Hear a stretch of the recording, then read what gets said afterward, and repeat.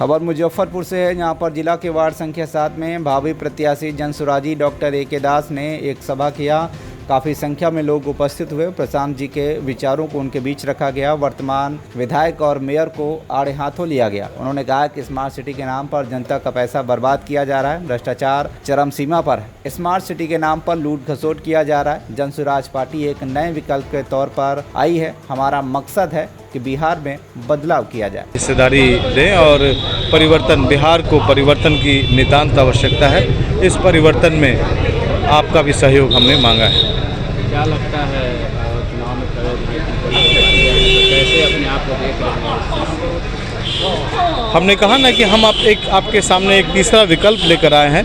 जो आप ही आम जनता कहती थी कि इस गठबंधन और उस गठबंधन में अब कुछ डिफरेंस नहीं रह गया, कोई अंतर नहीं रह गया।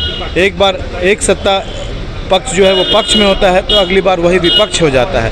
तो ऐसे में लोगों को बड़ा कन्फ्यूजन है कि सत्ता कौन और विपक्ष कौन।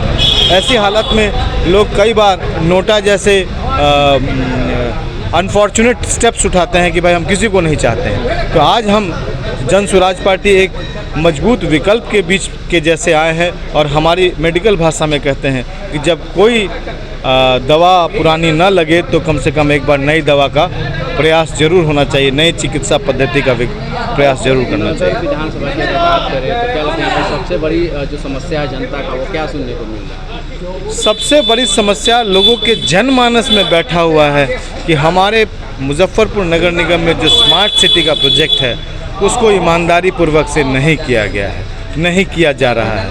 और आम जनता को आज तक 3 साल बीतने के बाद भी यह पता नहीं है कि ये स्मार्ट सिटी प्रोजेक्ट में किस क्षेत्र में क्या बनना और क्या बिगड़ना है। तो जब लोगों को ही नहीं पता है कि कौन सा पुल बनने से उनको फ़ायदा होगा तो उनको उम्मीद भी नहीं है। और भ्रष्टाचार अपने चरम में दिखता है कि एक रोड बनता है, उसी रोड को फिर तोड़कर उसके बगल में नाला बनाया जाता है, फिर उसी नाले को तोड़ के उसमें पाइप और बिजली के कनेक्शंस के पाइप दौड़ाए जाते हैं, उसी में कभी गैस का पाइप दौड़ाया जाता है। तो एक ही नाले को कई बार काट कर लोगों के जो टैक्स पेयर्स हैं उसके पैसे को बर्बाद हो रहा है।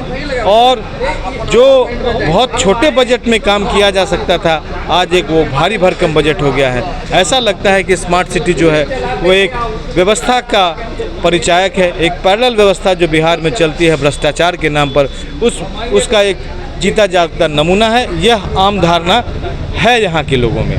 दूसरी समस्या जो मुजफ्फरपुर नगर निगम में है वो जाम की समस्या है। जो बाज़ार का इलाका है वहाँ पहुँचना और वहाँ से बाहर निकलना जो है वो एक गंभीर मसला है। जरूर रोड पर ट्रैफिक सिग्नल्स बन गए हैं परंतु जाम जो है वो ख़त्म होने का नाम नहीं लेता।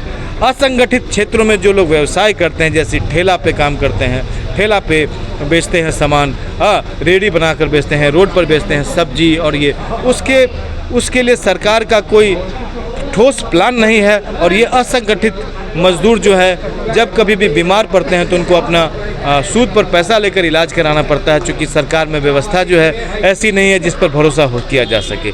तो स्वास्थ्य भी एक मजबूर और मजबूत समस्या यहाँ की जनमानस में है। लोग खुलकर स्वास्थ्य के बारे में हमसे बात नहीं करते परंतु उनकी जो समस्या है वो दिख रही होती है। जनसंपर्क कर रहे हैं या कुछ लग रहा है? जनसंपर्क के माध्यम से लोगों को हमने अपने जनसुराज की भावनाओं से प्रेषित किया है और हम ये निश्चिंत और आश्वस्त हैं कि इस बार लोग परिवर्तन चाह रहे हैं। मुजफ्फरपुर बिहार से अभय कुमार श्रीवास्तव की रिपोर्ट, TV1 इंडिया न्यूज़।